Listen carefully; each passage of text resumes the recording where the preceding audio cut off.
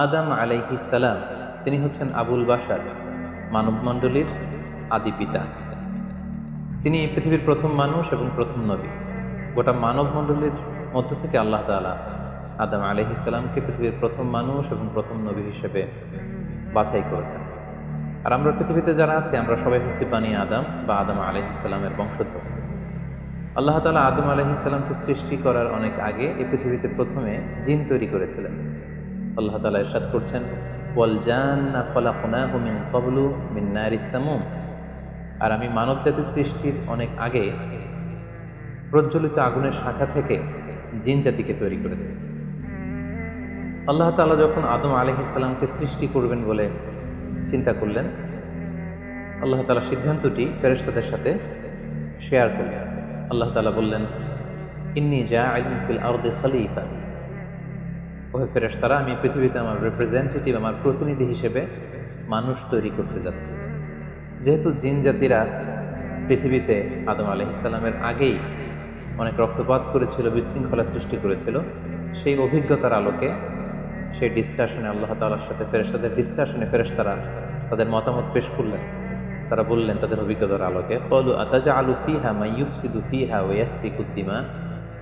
অর্থাৎ, হে আল্লাহ, আপনি কি এমন কোনো জাতি তৈরি করবেন যারা পৃথিবীতে ফাসাদ সৃষ্টি করবে, ক্যাওস করবে, রক্তপাত করবে? নাহনু নুসাব্বিহু বিহামদিকা ওয়া নুকদ্দিসু লাক। আমরা তো আপনার তাসবিহ পড়ি, আপনার প্রশংসা করি, আমরাই তো ভালো, কেন আপনি আবার মানুষ বানাতে যান? আল্লাহ তাআলা বললেন, ইন্নী আ'লামু মা লা তা'লামুন। যে ফেরেশতারা, আমি এমন কিছু জানি যেটা তোমরা জানো না। আল্লাহ তাআলার এই সিদ্ধান্তের কথা যখন তিনি ফেরেশতাদেরকে জানিয়ে দিলেন যে আমি মানুষ বানাতে যাচ্ছি, অতঃপর আল্লাহ তাআলা তার সিদ্ধান্ত অনুযায়ী তিনি মানুষ তৈরি করলেন। আদম আলাইহিস সালাম হচ্ছে পৃথিবীর সর্বপ্রথম মানব। তিনি আদম আলাইহিস সালামকে মাটি থেকে তৈরি করেছেন। এই ভূপৃষ্ঠের যত জায়গায় যত ধরনের মাটি আছে, সব মাটিগুলোকে সেখান থেকে কিছু কিছু অংশ নিয়ে আল্লাহ তাআলা আদম আলাইহিস সালামকে তৈরি করলেন। আল্লাহ তাআলা ইরশাদ করছেন, ইন্নী খালিকুম বাশারাম মিন তিন। নিশ্চয়ই আমি মানব জাতিকে মাটি থেকে তৈরি করেছি। এজন্য বলা হয়ে থাকে মাটির মানুষ, বা আদম হচ্ছে মাটির তৈরি। বেসিকলি আমরা সবাই আমাদের মা এবং বাবা থেকে তৈরি হয়েছি, তাদের স্পার্ম থেকে, ওভাম থেকে। যেহেতু মানুষের এই বীর্য বা স্পার্মটি আমাদের খাবার দাবারের একটা শক্তি রস বা নির্যাস, এবং আমাদের খাবার দাবার ফলমূল এগুলো আসে বেসিকলি মাটি থেকে, সেই দিকে ইঙ্গিত করে আমাদেরকে বলা হয় যে আমরাও হচ্ছি মাটির তৈরি। আদম আলাইহিস সালামকে আল্লাহ তাআলা সরাসরি মাটি থেকে তৈরি করলেন, এবং এই সৃষ্টি প্রক্রিয়ার তিনটি ধাপ ছিল। প্রথমত আল্লাহ তাআলা মাটিগুলোকে এঁটেল মাটিতে রূপ দিলেন, যেটাকে কোরআন বলেছে তিনুন লাযিম। তারপর সেই এঁটেল মাটিতে আল্লাহ তাআলা বৃষ্টি বর্ষণ করলেন, ফলে সেটা হয়ে গেল হামাইম মাসনুন, মানে কাদামাটি। এরপর কাদামাটির সে দলা দিয়ে আল্লাহ তাআলা সেখানে হিট দিলেন, প্রচণ্ড তাপ দিলেন। তাপ দিয়ে সেই মাটির দলাটিকে তিনি বানালেন সলসলিন কাল ফখর, ঠনঠনে পোড়া মাটি। এবং সেই ঠনঠনে পোড়া মাটির যে কাঠামো, আল্লাহ তাআলা আদম আলাইহিস সালামের স্ট্রাকচার দিলেন, কাঠামো দিলেন, এবং সেই কাঠামোর ভেতরে আল্লাহ তাআলা রূহের ফুৎকার দিলেন। আল্লাহ বললেন, ফাইদা সাওয়াইতুহু ওয়া নাফাখতু ফীহি মির রূহি। যখন আমি আদমকে তৈরি করলাম, তখন then I breathed into him my spirit. আমি তার ভেতরে আমার রূহের ফুৎকার দিলাম। ফলে আদম আলাইহিস সালাম জীবিত মানুষ হিসেবে সর্বপ্রথম আবির্ভূত হলেন। আমরা যদি সহিহ বুখারীর দিকে তাকাই, তাহলে দেখব যে সহিহ বুখারীতে সাইয়েদনা আদম আলাইহিস সালামকে যখন আল্লাহ তাআলা তার আকৃতি দিয়েছেন, অবয়ব দিয়েছিলেন, তার হাইট কত ছিল, কত লম্বা তিনি ছিলেন, সে ব্যাপারে সহিহ বুখারীতে এসেছে, ওয়াকানা তুলহু সিত্তুনা যিরাআন। 60 বিঘত তিনি লম্বা ছিলেন। আমাদের হাতের এই কনুই থেকে আঙ্গুল পর্যন্ত এই জায়গাটিকে বলা হয় 1 বিঘত। সেই হিসেবে তিনি ছিলেন 60 বিঘত লম্বা, 60 কিউবিট। এবং সহিহ মুসলিমের একটি বর্ণনা থেকে আমরা জানতে পারি, জুমার দিন আল্লাহ তাআলা আদম আলাইহিস সালামকে তৈরি করেছিলেন। ইয়াউমুল জুমআতি ফীহি খুলিকা আদম। জুমার দিনে আল্লাহ তাআলা আদম আলাইহিস সালামের সৃষ্টি প্রক্রিয়া এটাকে তিনি সম্পন্ন করেছেন। আদম আলাইহিস সালামকে তৈরি করার পরে আল্লাহ তাআলা ফেরেশতাদেরকে এবং আদম আলাইহিস সালামকে একসাথে করে একটি মক টেস্ট নিলেন। সেখানে আল্লাহ তাআলা তাদের সবাইকে কিছু শব্দের নাম শিক্ষা দিলেন, এবং আদম আলাইহিস সালামকে ফেরেশতাদের সামনে এনে ফেরেশতাদেরকে আল্লাহ তাআলা বললেন যে এগুলোর নাম যদি তোমরা আমাকে বলতে পারো তাহলে বলো। আল্লাহ তাআলা বললেন, আম্বিউনি বিআসমাই হাউলাই ইন কুনতুম সাদিকিন। ফেরেশতাদেরকে প্রথমে প্রশ্ন করা হলো, বলো তো এগুলোর নাম কি? ফেরেশতারা উত্তর করতে পারল না। অতঃপর আদম আলাইহিস সালামকে লক্ষ্য করে আল্লাহ যখন বললেন, ইয়া আদম আম্বিহুম বিআসমাইহিম, হে আদম তুমি এই জিনিসগুলোর নাম সবাইকে শুনিয়ে দাও। ফালাম্মা আম্বাআহুম বিআসমাইহিম, আদম আলাইহিস সালাম যখন একটার পর একটা সবগুলো জিনিসের নামকরণ করে ফেলতে পারলেন, সবগুলো জিনিসের নাম বলতে পারলেন, ক্বালা আলাম আকুল লাকুম ইন্নী আ'লামু গায়বাস সামাওয়াতি ওয়াল আরদ, আল্লাহ তাআলা ফেরেশতাদেরকে বললেন, আমি কি তোমাদেরকে বলিনি যে আমি আকাশ জমিনের গায়েবের সমস্ত বিষয়ের ধারক এবং বাহক, সব বিষয়ের জ্ঞান আমার কাছে আছে। সো আদমকে আমি এমন কিছু স্পেশাল ফিচার দিয়ে তৈরি করেছি যেগুলো অ্যাঞ্জেলদের মধ্যে ল্যাকিংস ছিল, ফলে ফেরেশতারা সেগুলো জানার পরেও সেগুলোর নাম আল্লাহ তাআলাকে রিপিট করে বলে শোনাতে পারেন। কিন্তু আদম আলাইহিস সালাম সবগুলো জিনিসের নাম একটার পর একটা তিনি বলে ফেলতে পারলেন।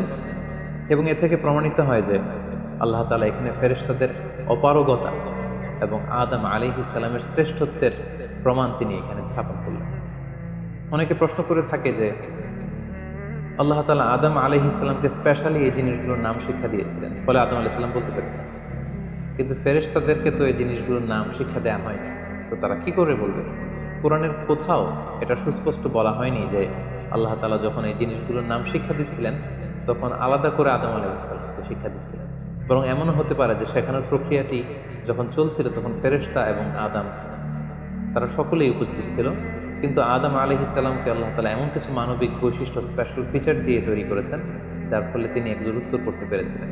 কিন্তু ফেরেশতাদের মধ্যে ওই বিষয়গুলো না থাকার কারণে ফেরেশতারা সেগুলোর উত্তর করতে পারেনি।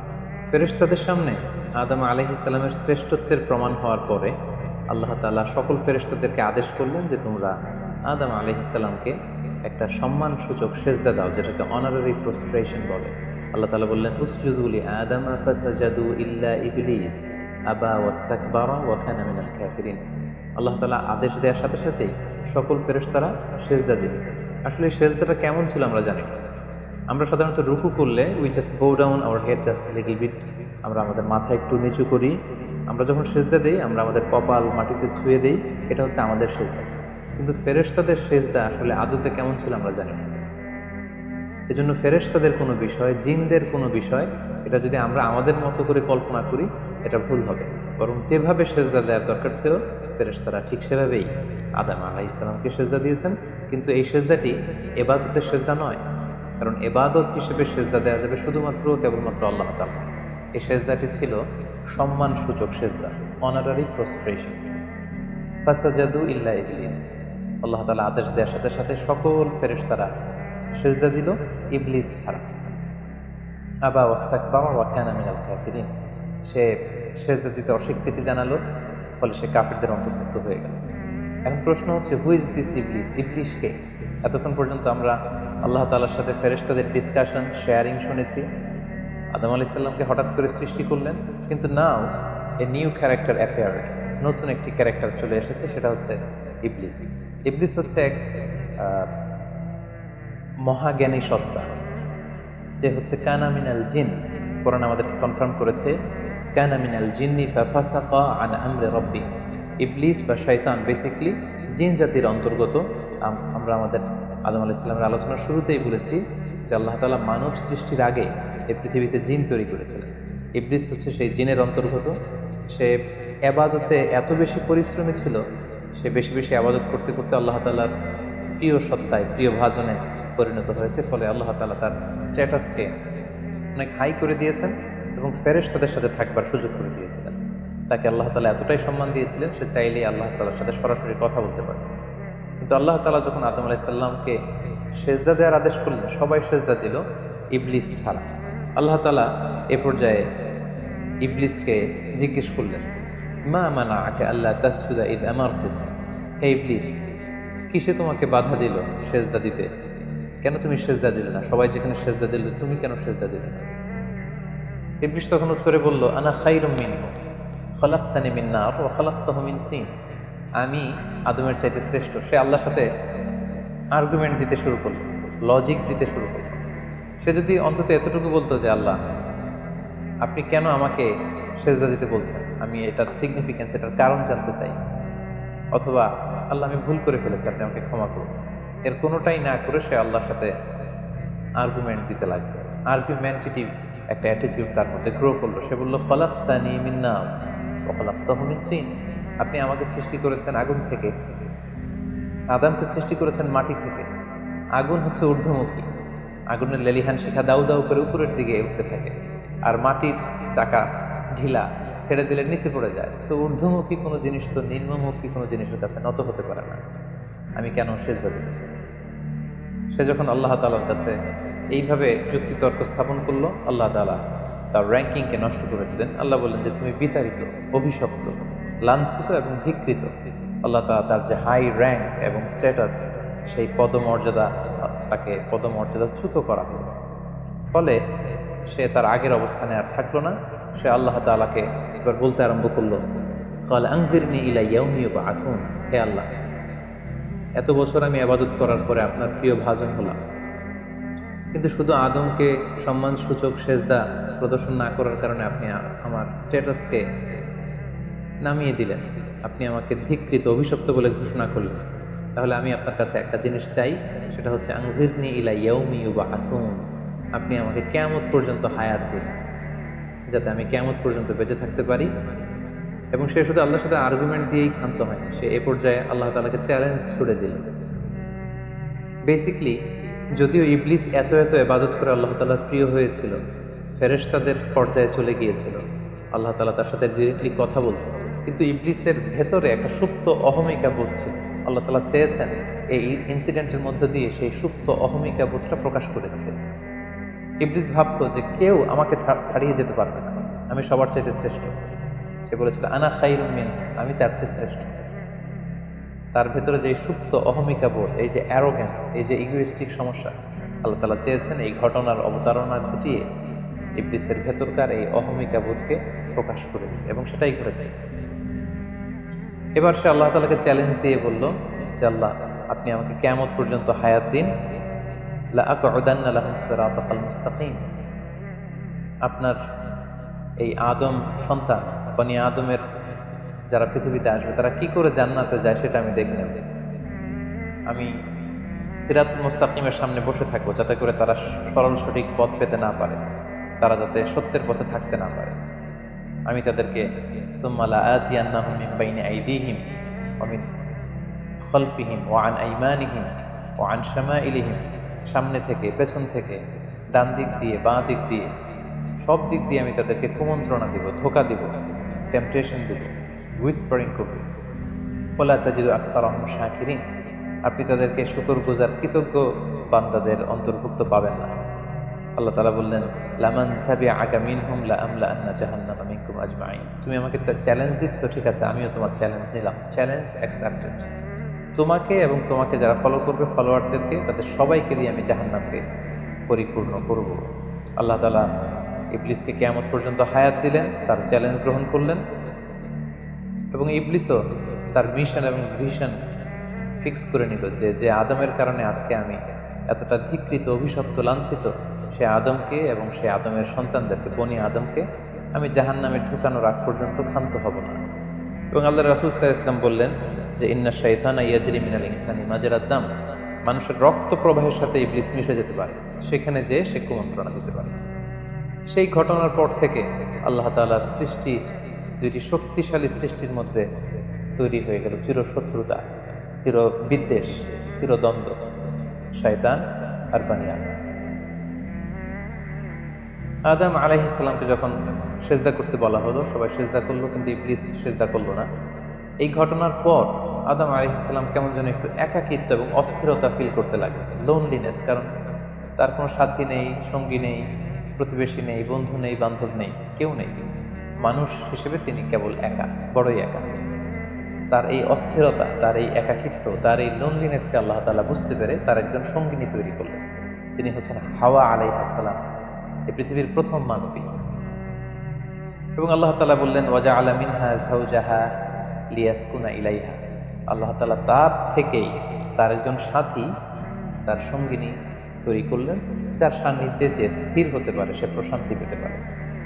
অন্যত্র আল্লাহ তাআলা বলছেন, খালাকা মিনহা যাওজাহা ওয়া বাসসা মিনহুমা রিজালান কাসীরান ওয়া নিসাআ। আল্লাহ তাআলা আদমের মধ্য থেকেই তার সাথীকে বা তার জোড়াকে অর্থাৎ হাওয়াকে তিনি তৈরি করলেন, এবং এই আদম আর হাওয়া থেকে গোটা বিশ্বের সকল মানব মণ্ডলীকে তিনি তৈরি করেছেন।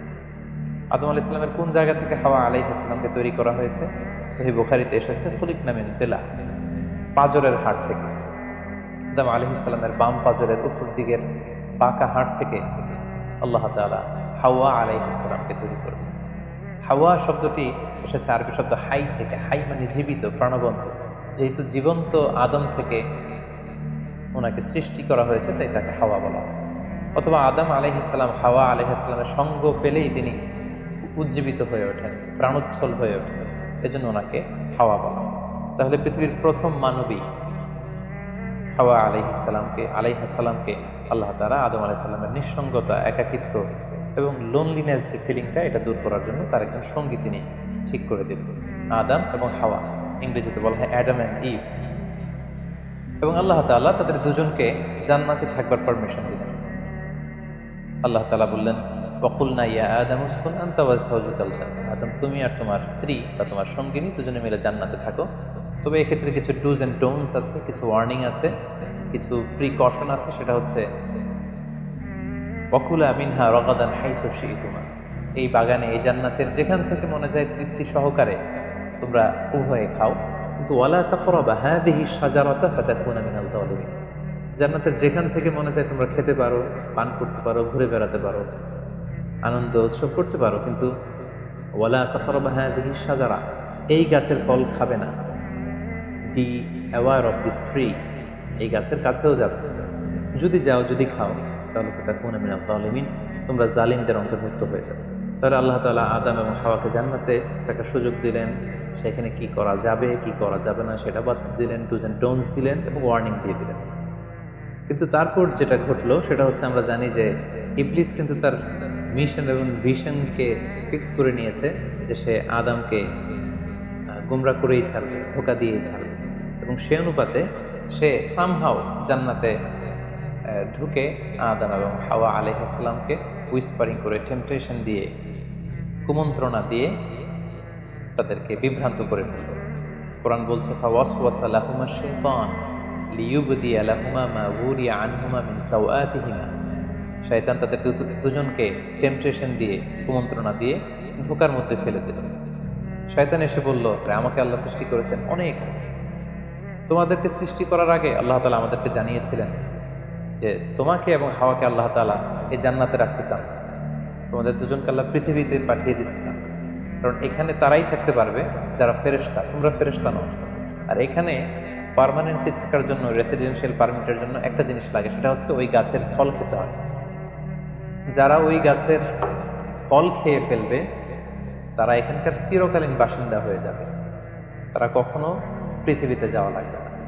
সো এই জন্য আল্লাহ তাআলা তোমাদেরকে ফল খেতে নিষেধ করেছেন ওই গাছে। তোমরা যদি ওই গাছের ফল খেয়ে ফেলো তাহলে তোমরা এখানকার চিরস্থায়ী অধিবাসী হয়ে যাবে। কোনোভাবেই আল্লাহ তাআলা তোমাদেরকে এখান থেকে তাড়াতে পারবেন না, কিন্তু আল্লাহ তাআলা চাইছেন তোমাদেরকে এখান থেকে তাড়িয়ে পৃথিবীতে পাঠিয়ে দিবেন।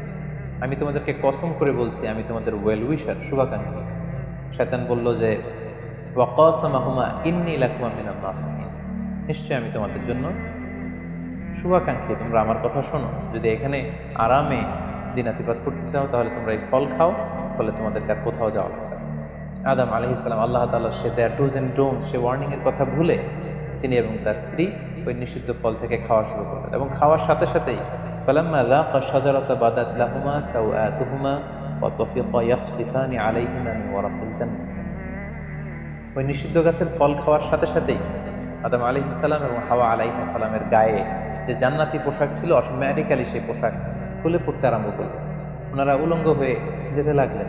তড়িঘড়ি করে ওনারা জান্নাতের বিভিন্ন পাতা এনে, বিভিন্ন লতা পাতা এনে ওনাদের প্রাইভেটকে ওনারা ঢাকলেন, এবং তখনই ওনারা বুঝতে পারলেন আমরা কি করলাম, আমরা তো মহাভুল করে ফেলেছি, আমরা তো আল্লাহ তাআলার আদেশ অমান্য করেছি। আল্লাহ তাআলার সাথে সাথে বললেন, আলাম আনহাকুমা আন তিলকুমা শাজারা, আদম এটা তোমরা কি করলে, আমি তো এটা কখনো এক্সপেক্ট করিনি, আমি কি তোমাদেরকে নিষেধ করিনি এই গাছের ফল খেতে, এবং আমি কি তোমাদেরকে বলে দিইনি যে ইন্না শাইতানা লাকুম আদুউম মুবিন, শয়তান তোমাদের সুস্পষ্ট চিরশত্রু, কেন তোমরা এই কাজটা করলে? আদম আলাইহিস সালাম এবং হাওয়া আলাইহিস সালাম ওনারা লজ্জিত হলেন। ওনাদের কাজের জন্য ওনারা লজ্জিত হলেন। আল্লাহ তাআলা বলছেন, ওয়ালাকাদ আহিদনা ইলা আদামা মিন ক্বাবলু ফানাসিয়া ওয়া লাম নাজিদ লাহু আজমা। আমি আদমকে ওসিয়ত করেছিলাম যে এই কাজটা তুমি করো না, কিন্তু আদম আলাইহিস সালাম ভুলে গিয়েছেন। আল্লাহ তাআলার আদেশ পালনে আল্লাহ বলছেন, আমি আদমকে দৃঢ় প্রত্যয়ী পাইনি। ফলে আদম আলাইহিস সালাম এবং হাওয়া আলাইহিস সালাম ওনারা নিজেদের ভুল বুঝতে পারলেন এবং অনুতপ্ত হলেন, লজ্জিত হলেন, আল্লাহ তাআলার কাছে ক্ষমা চাইতে লাগলেন। আল্লাহ তাআলা তাদেরকে ক্ষমার কিছু বাক্য শিখিয়ে দিলেন। ফাতালাক্কা আদামু মির রাব্বিহি কালিমাত, কিছু বাক্য শিখিয়ে দিলেন। সেই বাক্যগুলো কি ছিল? সেগুলো ছিল, রব্বানা যালামনা আনফুসানা ওয়া ইল্লাম তাগফির লানা ওয়া তারহামনা লানাকুনান্না মিনাল খাসিরিন। হে আল্লাহ, আমরা জুলুম করে ফেলেছি আমাদের নাফসের উপর, আমরা ভুল করেছি। আপনি যদি আমাদেরকে ক্ষমা না করেন, যদি রহম না করেন, আমরা তো ক্ষতিগ্রস্ততার অন্তর্ভুক্ত হয়ে যাব। আদম আলাইহিস সালাম এবং হাওয়া আলাইহিস সালাম উভয়ে অনুতপ্ত হলেন, লজ্জিত হলেন এবং চোখের পানি ছেড়ে এই দোয়াটি পড়ে পড়ে আল্লাহ তাআলার কাছে ক্ষমা চাইলেন এবং আল্লাহ তাআলা তাদের উভয়কে ক্ষমা করে দিলেন। এবার আল্লাহ তাআলা তাদের দুজনকে বললেন, যেহেতু তোমরা আমার আদেশকে মান্য করতে পারোনি, সেজন্য তোমাদেরকে পৃথিবীতে চলে যেতে হবে। ইহবিতু বা'দুকুম লিবা'দিন আদু, তোমাদেরকে পৃথিবীতে নামিয়ে দেয়া হলো। ওয়ালাকুম ফিল আরদি মুস্তাকাররু ওয়া মাতাউন ইলা হিন, এই পৃথিবী হবে তোমাদের আবাসস্থল। এই পৃথিবীতে অনেক জীবন উপকরণ তোমাদের জন্য থাকবে। ফিহা তাহিয়াউন ওয়া ফিহা তামুতুন ওয়া মিনহা তুখরাজুন, you live there, you die there, and you will be resurrected from there. তোমরা পৃথিবীতে বসবাস করবে, পৃথিবীতেই তোমাদের মৃত্যু হবে এবং এই পৃথিবীর কবর থেকেই, মাটি থেকেই তোমাদেরকে আবার আমি পুনরুত্থান করবো। And this is my decision. Adam আলাইহিস সালাম এবং হাওয়া আলাইহিস সালাম পৃথিবীর প্রথম মানব এবং মানবীকে জান্নাত থেকে আল্লাহ তাআলা পৃথিবীতে নামিয়ে দিলেন এবং আল্লাহ বললেন যে তোমাদেরকে নামিয়ে দিয়ে আমি ক্ষান্ত হচ্ছি না। ফাইম্মা ইয়াতিয়ান্নাকুম মিন্নি হুদান, আমার গাইডেন্স তোমাদের কাছে আসবে। ফামান তাবিআ হুদায়া ফালা ইয়াযিল্লু ওয়ালা ইয়াশকা, আমার দেয়া পথ নির্দেশিকা এবং গাইডেন্স যারা মেনে চলবে তারা কখনো পথভ্রান্ত হবে না, তারা কখনো গোমরা হবে না। অতঃপর আল্লাহ তাআলা তাদের দুজনকে পৃথিবীতে নামিয়ে দিলেন। আদম এবং হাওয়া কোথায় নামিয়ে দিলেন এ ব্যাপারে ঐতিহাসিকদের মধ্যে মতভেদ পাওয়া যায়। কিছু কিছু ঐতিহাসিকগণ বলেন যে আদম আলাইহিস সালামকে মক্কা এবং তায়েফের মাঝখানে দাহনা নামক একটা জায়গা আল্লাহ নামিয়ে দিয়েছেন। কোনো কোনো বর্ণনা মতে পাওয়া যায় যে আদম আলাইহিস সালামকে আল্লাহ তাআলা ইন্ডিয়ান সাবকন্টিনেন্টে শ্রীলঙ্কার সিংহাল নামক একটা জায়গায় পাঠিয়েছেন এবং তারা সেখানে অ্যাডামস পিক নামে একটি পাহাড়ের কথা বলে থাকেন, যেখানে আদম আলাইহিস সালামের ফুটপ্রিন্ট বা পায়ের ছাপ সংরক্ষিত আছে বলে অনেক ঐতিহাসিকগণ মত প্রকাশ করছে। হাওয়া আলাইহিস সালামকে সৌদি আরবের জেদ্দা নগরীতে আল্লাহ তাআলা নাজিল করেন বলে অনেক ঐতিহাসিকগণ মতামত দিয়েছেন। তাহলে তারা পৃথিবীর এক এক দিকে এক একজন, অনেকদিন পরে তারা দুজন সৌদি আরবের জাবালে রাহমা, যেখানে বিদায় হজের ভাষণ দিয়েছিলেন আল্লাহ রাসূল সাল্লাল্লাহু আলাইহি ওয়াসাল্লাম, ময়দানটাকে বলা হয় ময়দান আরাফাত। আরাফাতের ময়দানে ওনারা আবার রিইউনাইটেড হয়েছে এই পৃথিবীর থেকে। সম্মানিত, শুধু এ পর্যায়ে আমরা জানবো how was the life of Adam and Eve on earth. এই পৃথিবীতে আদম আলাইহিস সালাম এবং হাওয়া আলাইহিস সালামের একেবারে পৃথিবীর শুরুর দিকের জীবন পরিক্রমাটা কেমন ছিল, হাউ ওয়াজ দেয়ার লাইফ, কীভাবে তারা তাদের জীবন অতিবাহিত করেছে। আমরা জানি যে তাদের দুজনের মাধ্যমেই হিউম্যান হিস্ট্রি শুরু হয়েছিল, মানব ইতিহাস। তাদের জীবন পরিক্রমাটা কিছুটা ভিন্ন, আমাদের চাইতে ভিন্ন, যেহেতু তারাই পৃথিবীর প্রথম মানব এবং মানবী। তাদের কোনো প্রতিবেশী নেই, তাদের কোনো বন্ধু বান্ধব নেই, পৃথিবীতে আর কোনো মানুষ তাদের আশেপাশে ছিল না, শুধু তারাই। তো সেক্ষেত্রে এক আল্লাহ তাআলার ইবাদত ছাড়া তাদের মৌলিক যে কাজটা ছিল সেটা ছিল পপুলেশন, কাল্টিভেশন অ্যান্ড কনস্ট্রাকশন। কী করে জনসংখ্যা বৃদ্ধি করা যায় পৃথিবীতে, কী করে সন্তান লালন পালন করা যায়, কী করে চাষাবাদ করা যায়, কী করে ফার্মিং করা যায় এবং কী করে মানব সভ্যতার বিনির্মাণ করা যায়, এটাই ছিল পৃথিবীর প্রথম মানব এবং এই মানবীর প্রধানতম দায়িত্ব। যেহেতু ওনারা যদি নতুন প্রজন্ম তৈরি না করেন, ওনারা যদি চাষাবাদ না করেন, ওনারা যদি সভ্যতা বিনির্মাণ না করেন, তাহলে পৃথিবীতে মানব সভ্যতা টিকে থাকবে না। ফলে মৌলিক ইবাদতের পাশাপাশি এগুলোই ছিল ওনাদের কাজ। আল্লাহ তাআলা সব শিখিয়ে দিলেন কিভাবে গাছ রোপণ করতে হয়, কিভাবে চাষাবাদ করতে হয়, কিভাবে ছাগল গরু এগুলো লালন পালন করতে হয় এবং সেখান থেকে কিভাবে দুধ দহন করে নিজেদের খাবারের যোগান দিতে হয়। বেসিকলি আদম আলাইহিস সালামের কাছে যে সহিফাগুলো নাজিল হয়েছিল সেখানে শরীয়তের মূলনীতির চাইতে কিভাবে পৃথিবী আবাদ করতে হবে এই বিষয়গুলোই বেশি স্থান পেয়েছিল। এক্ষেত্রে সবচেয়ে মজার ব্যাপার হচ্ছে আদম আলাইহিস সালামের এই জীবন পরিক্রমার সবচেয়ে গুরুত্বপূর্ণ একটি মজার বিষয় হচ্ছে যে কিছুদিন পরেই তাদের কুলকে আলোকিত করে, তাদের সংসারকে আলোকিত করে নতুন প্রজন্ম আসতে শুরু করলো। এবং আদম আলাইহিস সালাম এবং হাওয়া আলাইহিস সালামের মাধ্যমে যে সন্তানরা পৃথিবীতে আসতো তারা ছিল অলওয়েজ টুইন বেবি বা যমজ সন্তান হিসেবে আসতো। সর্বপ্রথম আল্লাহ তাআলা তাদেরকে একটি সন্তান, একটি ছেলে সন্তান এবং একটি মেয়ে সন্তান দিয়ে ধন্য করলেন এবং তারা তাদের নাম রাখলেন। ছেলেটির নাম রাখলেন কাবিল, মেয়েটির নাম রাখলেন আকলিমা। এবং তারপরের বছর আবারও হাওয়া আলাইহিস সালাম গর্ভবতী হয়ে সন্তান জন্ম দিলেন। সেক্ষেত্রেও একটি ছেলে একটি মেয়ে, কারণ এই ছেলে মেয়েদের বিয়ে দেওয়ার তখন পদ্ধতি ছিল এই বছর যেই ছেলে জন্মগ্রহণ করেছে সেই ছেলের সাথে পরের বছরের মেয়ের বিয়ে হতো, এবং এই বছর যে মেয়ে জন্মগ্রহণ করেছে তার সাথে পরের বছরের ছেলের সাথে এভাবে ক্রসিং সিস্টেমে বিয়ে হতো। যেহেতু পৃথিবীতে আর কোনো মানুষ তাদের আশেপাশে ছিল না, ফলে নিজেদের ভাই বোনদের মধ্যে বিয়ে হতো, তবে ওলট পালট করে। তো এর ফলে বাই ডিফল্ট আদম আলাইহিস সালামের ছেলে কাবিলের ভাগ্যে এসে জুটল তার পরের টার্নের যে বোন জন্মগ্রহণ করেছে হাবিলের সাথে, তার নাম ছিল লাবুদা। লাবুদার সাথে কাবিলের বিয়ে হবে এবং হাবিলের সাথে ইকলিমার বিয়ে হবে, এটাই ফিক্স করা হবে। কিন্তু এখানে একটি সমস্যা দেখা দিল, সেটি হচ্ছে ইকলিমা ছিল খুবই সুন্দরী, she was a very beautiful lady. ফলে কাবিল এটা মেনে নিতে পারে। সে প্রশ্ন উত্থাপন করলো যে কেন আমি লাবুদাকে বিয়ে করবো? লাবুদা হচ্ছে কিছুটা শ্যামলা প্রকৃতির, আমি তাকে বিয়ে করবো না, বরং আমার সাথে আমার যে বোন জন্মগ্রহণ করেছে সেই ইকলিমাকে আমি বিয়ে করবো। আদম আলাইহিস সালাম বললেন, না, এটা আল্লাহর দেয়া আদেশ। তোমার সাথে তোমার যে যমজ বোন জন্মগ্রহণ করেছে তাকে তুমি বিয়ে করতে পারবে না, বরং তোমার পরে হাবিল এবং লাবুদা যে জন্মগ্রহণ করেছে সে লাবুদা হবে তোমার স্ত্রী, এবং তোমার সাথে তোমার যে বোন আকলিমা জন্মগ্রহণ করেছে সে আকলিমা হবে হাবিলের স্ত্রী। কিন্তু কাবিল এটা সহজে মেনে নিতে পারেনি, ফলে সে এখানে প্রশ্ন উত্থাপন করলো এবং সে বলল যে আমি আকলিমাকে বিয়ে করতে চাই। দেখা দিল এক মহা সমস্যা।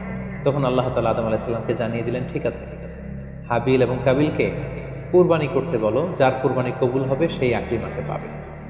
এবং তখন কুরবানির সিস্টেম ছিল কোরবানি করে চলে আসার পরে আকাশ থেকে আগুন এসে যেই কোরবানিকে ঝলসে দিত সেই কোরবানিটা আল্লাহ তাআলার কাছে কবুল হয়েছে বলে ধরে নেওয়া হতো। আদম আলাইহিস সালামের ছেলে কাবিল বেসিকলি চাষি ছিল, সে এক বস্তা গম আল্লাহ রাস্তায় কোরবানি করলো। আর হাবিল সে মেষ চড়াতো, ছাগল চড়াতো, সে একটি বকরি জবাই করে আল্লাহ রাস্তায় কুরবানি করলো। এবং তারা অপেক্ষা করতে লাগলো যে কার কুরবানি কবুল হয়। দেখা গেল আকাশ থেকে আগুন এসে হাবিলের বকরি বা ছাগলটাকে ঝলসে দিয়েছে, কিন্তু কোনো আগুন এসে কাবিলের গমের বস্তাকে বা গমের স্তূপকে ঝলসে দেয়নি। ফলে প্রমাণিত হলো যে হাবিলের কুরবানি আল্লাহ তাআলার দরবারে কবুল হয়েছে এবং আল্লাহ তাআলার দেয়া আগের বিধান অনুযায়ী হাবিলই আকলিমাকে বিয়ে করার সুযোগ পাবে। এই কথাটি আল্লাহ তাআলা খুব সুন্দর করে কোরআনুল কারীমে উল্লেখ করেছেন। আল্লাহ বলছেন, ফাতুকুব্বিলা মিন আহাদিহিমা ওয়া লাম ইউতাকাব্বাল মিনাল আখার। তাদের একজনের কুরবানি কবুল হলো, আরেকজনেরটি হলো না। ফলে হাবিল আকলিমাকে বিয়ে করার সুযোগ পেল।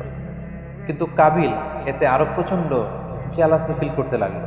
সে হিংসায় জ্বলে পুড়ে অত্যন্ত রেগে গিয়ে বলল, লা আক্তুলান্নাক, হাবিল আমি তোমাকে হত্যা করব, তোমাকে হত্যা করে হলেও আমার সুন্দরী বোন আকলিমাকে আমি ছিনিয়ে নিব।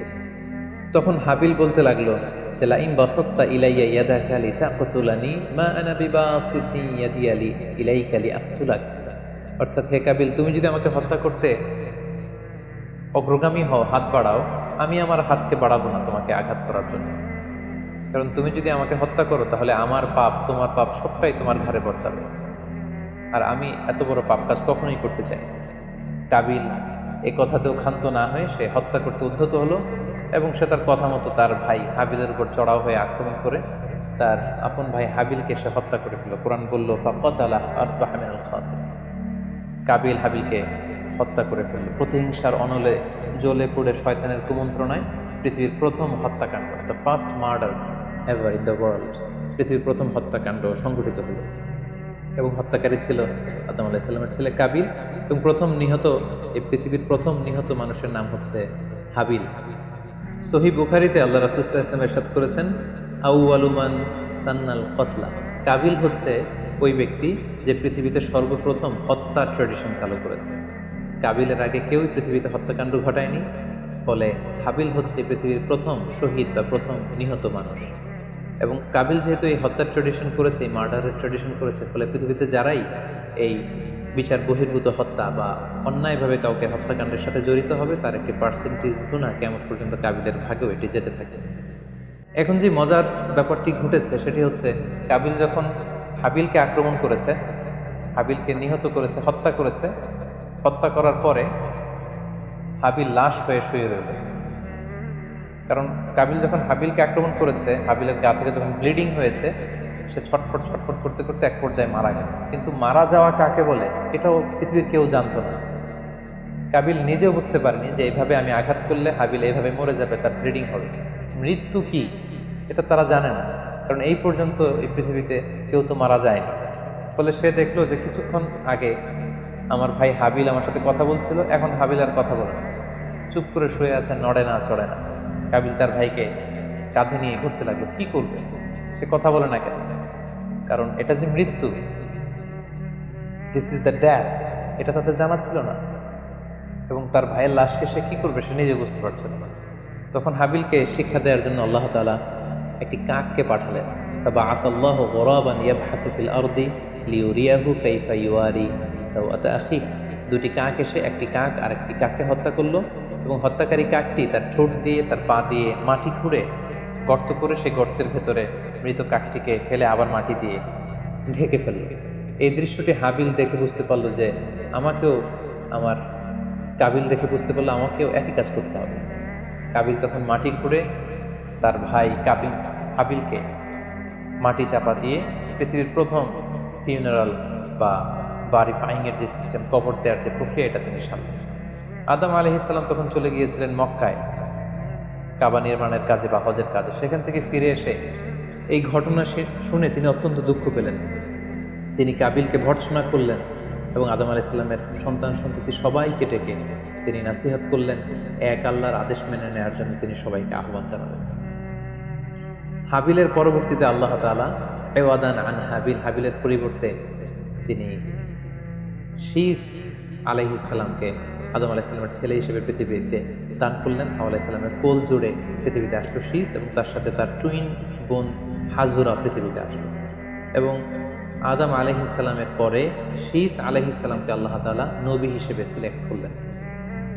এবং সহিহ ইবনে হিব্বানের একটি বর্ণনা এসেছে, যদি বর্ণনাটি দুর্বল, যে শীস আলাইহিস সালামের কাছে আল্লাহ তাআলা 50টি সহিফা নাজিল করেছিলেন। দেখতে দেখতে আদম আলাইহিস সালাম তার জীবনের 1000 বছর পূর্ণ করলেন, তিনি বয়োবৃদ্ধ হয়ে আসলেন, এবং তার এই নবুয়তির দায়িত্ব আল্লাহ তাআলা শীস আলাইহিস সালামের কাঁধে দেওয়ার পরে আদম আলাইহিস সালামের পৃথিবী থেকে বিদায় নিলেন। কোথায় তাকে কবর দেওয়া হয়েছে? ঐতিহাসিকদের মধ্যে একাধিক মত পাওয়া যায়। কোনো কোনো বর্ণনা মতে ওনাকে মক্কাতে কবরস্থ করা হয়েছে, কোনো কোনো ঐতিহাসিক বর্ণনা মতে ওনাকে বাইতুল মাকদাসে কবরস্থ করা হয়েছে। আর ঠিক এভাবেই পৃথিবীর প্রথম মানব এবং প্রথম নবী আদম আলাইহিস সালাম এই পৃথিবী থেকে বিদায় নিয়ে পরপারে পাড়ি জমান। সম্মানিত শুধু আদম আলাইহিস সালামের এই জীবনী থেকে আমাদের জন্য কি শিক্ষা? কেন আল্লাহ তাআলা কালামুল্লাহ মাজিদে কোরআন কারিমে নবীদের ঘটনাগুলো বর্ণনা করেছেন? কেন আদম আলাইহিস সালামের ঘটনা আমাদেরকে শুনিয়েছেন? নিশ্চয়ই এর পেছনে কারণ রয়েছে।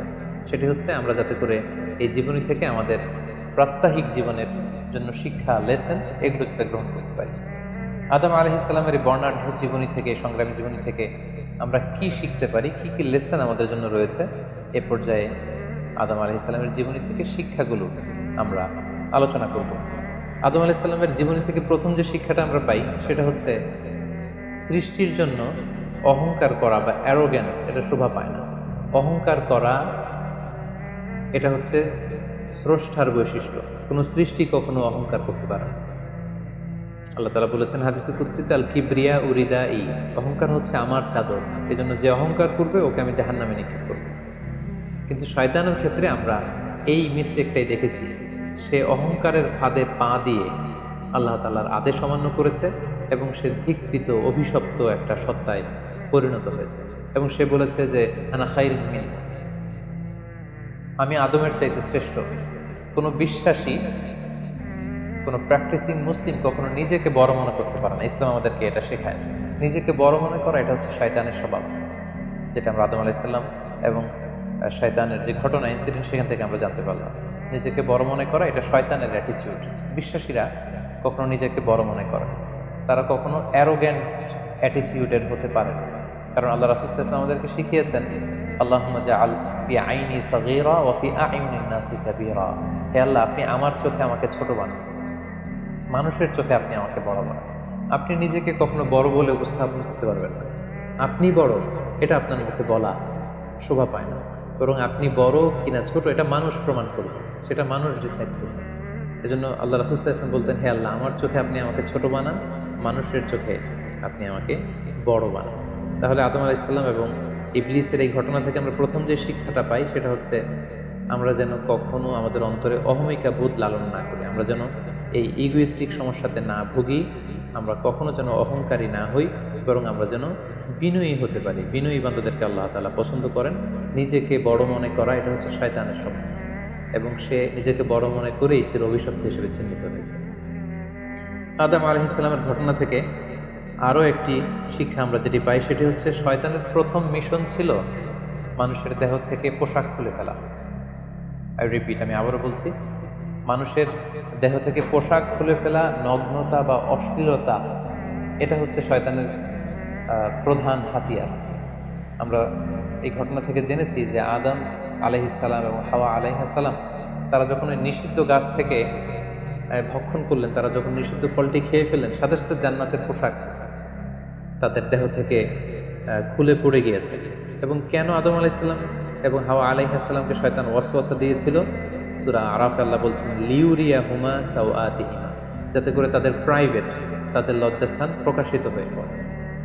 তাহলে আমরা এই ঘটনা থেকে আরও যে শিক্ষাটি পাই সেটি হচ্ছে নগ্নতা এবং অশ্লীলতা হচ্ছে শয়তানের প্রধান হাতিয়ার। বর্তমানে আমরা সেটাই দেখতে পাচ্ছি যে শয়তান আমাদের পোশাককে খাটো করতে চাচ্ছে।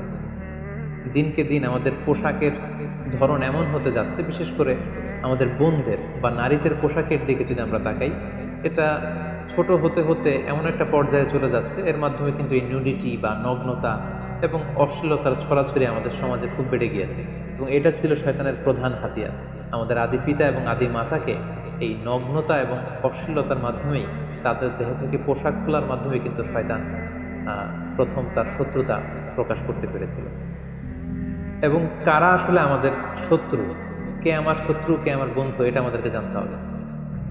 আল্লাহ তাআলা খুব সুস্পষ্টভাবে কোরআনে বলেছেন যে ইন্নাহু লাকুম আদুউম মুবিন, তোমরা শয়তানের পদাঙ্ক অনুসরণ করো না, কারণ শয়তান হচ্ছে তোমাদের সুস্পষ্ট শত্রু। সো কে আমার বন্ধু, কে আমার শত্রু, এ ব্যাপারে যেন আমরা সুস্পষ্ট একটি ধারণা পেতে পারি। এই জন্য কোরআন আমাদেরকে জানিয়েছে শয়তান হচ্ছে আমাদের প্রকাশ্য শত্রু। আদম আলাইহিস সালামের এই স্টোরি থেকে আমরা আরও একটি শিক্ষা পাই, সেটা হচ্ছে আল্লাহ তাআলা যখন জান্নাতে আদম এবং হাওয়া আলাইহিস সালামকে থাকার সুযোগ দিলেন, আল্লাহ বললেন, ওয়ালা তাকরাবা হাযিহি শাজারা, খবরদার, যেটা মনে চায় খাও, কিন্তু ওই গাছের কাছেও যেও না। আল্লাহ তাআলা কিন্তু বলেননি ওই গাছের ফল খেও না, আল্লাহ বলেছেন কাছেও যেও না। এটা একটা কোরআনিক টার্ম, কাছেও যাওয়া যাবে না। ফল খাওয়া তো দূর কি বাত, ওই গাছের ফল খাওয়া তো অনেক পরের কথা, আগে কাছে গেলেই না ফল খাওয়া না খাওয়ার প্রসঙ্গটা আসে। এজন্য আল্লাহ তাআলা সাবধান করে বলে দিয়েছিলেন কাছেও যেও না। এটা কোরআনের একটা টার্ম। অশ্লীলতার ব্যাপারে যখন আল্লাহ আমাদেরকে সাবধান করেছেন, আল্লাহ বলেছেন ওয়ালা তাকরাবুজ জিনা, অশ্লীলতার কাছেও যেও না। যেখানে আল্লাহ তাআলা আমাদেরকে শিখাচ্ছেন যে কাছেও যেও না, কিন্তু আমরা কিন্তু আমাদের দেশে কাছে আসার গল্পের নাম কিন্তু এখন শুনছি। আমরা মোস্ট রিসেন্টলি কিছু বছর আগে ক্লোজ আপ ওয়ানের কাছে আসার দুর্দান্ত সব গল্প নিয়ে তারা কিছু প্রোগ্রাম করেছিলেন। সেখানে তরুণ তরুণীদেরকে খুব বেশি কাছে আসার জন্য তারা একে অপরের কাছে আসা, লাভ স্টোরিগুলো শেয়ার করা, এগুলো তারা প্রমোট করেছেন। কিন্তু তার বিপরীতে কোরআনিক পয়েন্টস অফ ভিউ যদি আমরা দেখি, সেখানে কিন্তু আমরা ভিন্ন কনসেপশন দেখতে পাই। সেখানে কোরআন আমাদেরকে বলেছে যে কাছেও যাওয়া যাবে, তোমরা কাছেও যেও। সো এই বিষয়টি যেন আমরা মনে রাখবার চেষ্টা করি। আদম আলাইহিস সালামের ঘটনা থেকে আরও একটি শিক্ষা আমরা পাই, সেটা হচ্ছে শয়তান সবসময় আমাদেরকে অস্থির বানাতে চেষ্টা করে। মানে আমার আরও লাগবে, আমার আরও চাই, আমার আরও পেতে হবে। যেমন জান্নাতে নিঃসন্দেহে আদম এবং হাওয়া আলাইহিস সালামের জন্য কোনো অভাব ছিল না, সব কিছু সেখানে ছিল। তারপরেও কেন তাদেরকে যেটাকে নিষিদ্ধ করা হয়েছে ওই ফল কেন খাওয়া লাগবে? শয়তান এসে সেই কাজটাই করেছে। শয়তান বোঝাতে চাচ্ছে তোমাদের আরো লাগবে, আরো এই অফুরন্ত খাবার এবং নাজ নেয়ামতে তোমাদের হবে না, বরং যেটা আল্লাহ নিষেধ করেছে ওইটাতেই যেতে হবে। সো এটা হচ্ছে শয়তানের একটা ধোঁকা দেওয়ার পদ্ধতি। শয়তান সবসময় আমাদেরকে আরো চাই, আমাদের আরো লাগবে, আরো পাওয়ার জন্য শয়তান আমাদেরকে উৎসাহিত করে। এরকম আরো আরো করে যখন আমরা এসবের পেছনে ছুটতে থাকি, ফলে আমরা অস্থির হয়ে উঠি। শয়তান কখনোই চায় না আমরা যেন প্রশান্ত চিত্তের অধিকারী থাকি, আমরা যেন ধীরস্থির থাকি। আপনি যখনই ধীরস্থির হবেন, আল্লাহর সিদ্ধান্তে যখন আপনি সন্তুষ্ট হবেন, তখনই আপনি আপনার মনে একটা প্রশান্তি চলে আসবে। ফলে আপনি তখন আল্লাহকে নিয়ে ভাবার সুযোগ পাবেন, আপনার জীবনকে নিয়ে সন্তুষ্ট হবেন। তখন আপনার মধ্যে একটা কামনেস, একটা ট্রাঙ্কুইলিটি চলে আসবে। কখনোই শয়তান এটা চায় না, বরং শয়তান সবসময় একটা প্রতিযোগিতার মধ্যে রেখে আরও লাগবে, আরও চাই, এরকম একটা উন্মাদনা, অস্থিরতা শয়তান সবসময় আমাদের কাছে, আমাদের মধ্যে ছড়িয়ে দিতে চায়। এই গল্প থেকে আমরা আরও একটি জিনিস শিখতে পারি, সেটা হচ্ছে দ্য পাওয়ার অফ দোয়া। দোয়ার যে কত বড় শক্তি, একটু খেয়াল করে দেখুন যে আল্লাহ তাআলা শয়তানের দোয়াও কিন্তু ফিরিয়ে দেয়নি, কিন্তু আমরা অল্পতে নিরাশ হয়ে যাই। শয়তান বলেছিল, আল্লাহ তুমি আমাকে চিরকাল বেঁচে থাকার সুযোগ দাও, লম্বা হায়াত দাও। আল্লাহ এই দোয়া কবুল করলেন।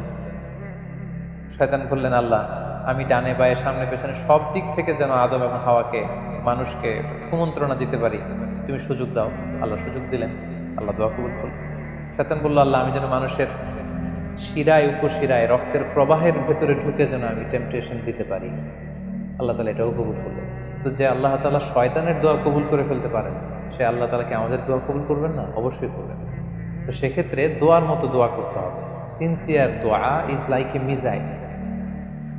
আপনি যদি সিনসিয়ারলি দোয়া করেন, এটা মিসাইলের মতো। মিসাইল হামলা করলে যেমনি লক্ষ্যবস্তুতে যে ভেদ করে, তেমনি দোয়ার মতো যদি দোয়া করা যায়, চাওয়ার মতো যদি আল্লাহ তাআলার কাছে চাওয়া যায়, সেই দোয়াটাও আল্লাহ তাআলা কবুল করবেন। দোয়া ইজ ইটস অ্যান আর্ট, এটা একটা শিল্প। কেমন করে চাইতে হয়, কেমন করে দোয়া করতে হয়, সেটাও জানতে হয়। সো আমরা যখন আল্লাহ তাআলার কাছে চাইবো, আমরা যেন খুব সিনসিয়ারলি চাই। 5 নম্বর যেই শিক্ষাটি আমরা পাই, সেটা হচ্ছে রিপেন্টেন্স, অনুতপ্ত হওয়া।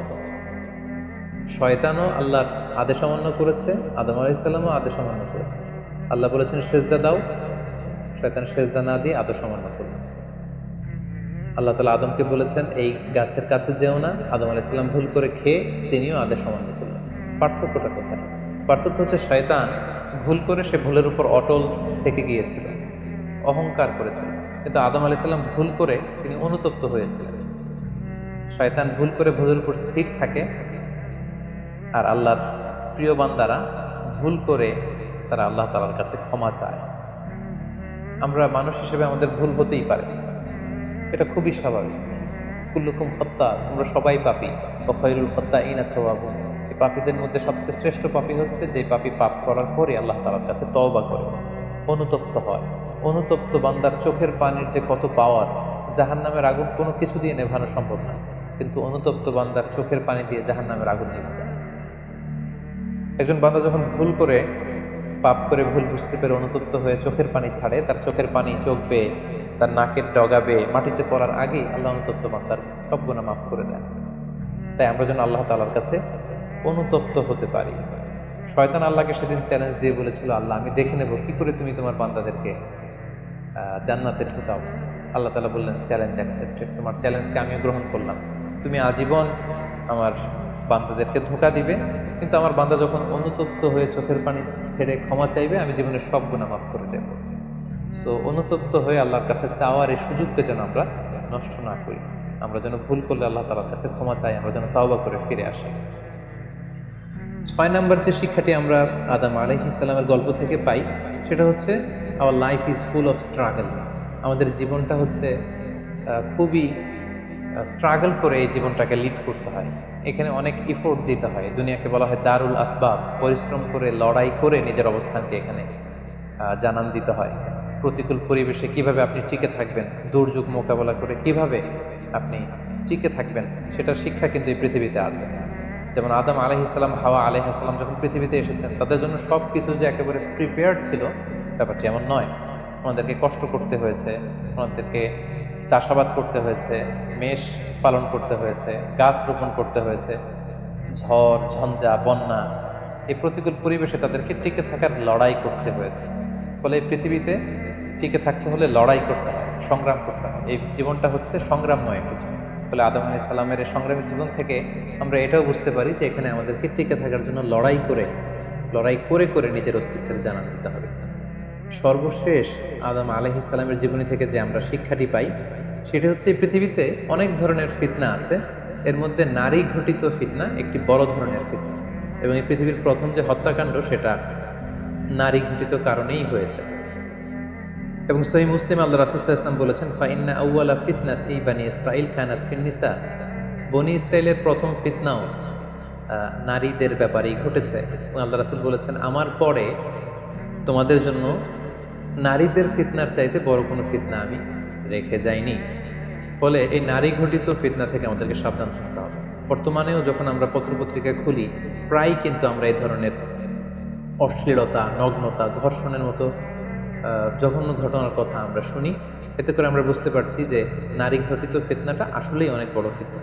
এক্ষেত্রে আসলে নারীদেরকে ব্লেম করা হচ্ছে না, এক্ষেত্রে উভয়ই সমানভাবে অপরাধী। নারী পুরুষ উভয়কে আল্লাহ তাআলা তাদের চোখকে অবনমিত রাখতে বলেছেন। এই হাদিস দ্বারা এটা প্রমাণ হয় না যে নারীদেরকে ব্লেম করা হচ্ছে, বরং ঘটনাটা যেহেতু নারী কেন্দ্রিক সেহেতু নারী ঘটিত ফিতনার কারণে পৃথিবীতে প্রথম হত্যাকাণ্ড ঘটেছে, এবং এখনও এ জাতীয় ঘটনার কারণে অনেক ধরনের ফাসাদ ফিতনা সমাজে ছড়িয়ে পড়ছে। সো আমাদেরকে আদম আলাইহিস সালামের জীবনী থেকে আরও একটি শিক্ষা হচ্ছে এই নারী ঘটিত ফিতনা থেকে বেঁচে থাকার জন্য নারী পুরুষ উভয়কেই তাদের নজর বা দৃষ্টির লাগাম টেনে ধরতে হবে। দৃষ্টিকে যদি আমরা নিয়ন্ত্রণ করতে না শিখি তাহলে ফিতনা কমানো সম্ভব না। আল্লাহ রাসূল সাল্লাল্লাহু আলাইহি ওয়াসাল্লাম বলেছেন, আন-নাযার সাহামুন মিন সিহামি ইবলিস, দৃষ্টি হচ্ছে শয়তানের বিষ মাখানো তীরবানের মধ্যে থেকে একটি তীর। এই বিষ মাখানো তীর দিয়ে শয়তান নারী পুরুষকে কাবু করে অশ্লীলতার পথের দিকে নিয়ে যায়। সম্মানিত শুধু এই ছিল আদম আলাইহিস সালামের সংগ্রামী জীবন কাহিনী এবং ওনার জীবনী থেকে আমাদের জন্য কিছু লেসন বা শিক্ষা। আল্লাহ তাআলা আমাদের সবাইকে নবীদের রেখে যাওয়া পথ এবং মতে তাদের অনুসৃত পথে আমাদেরকে পরিচালিত করুক।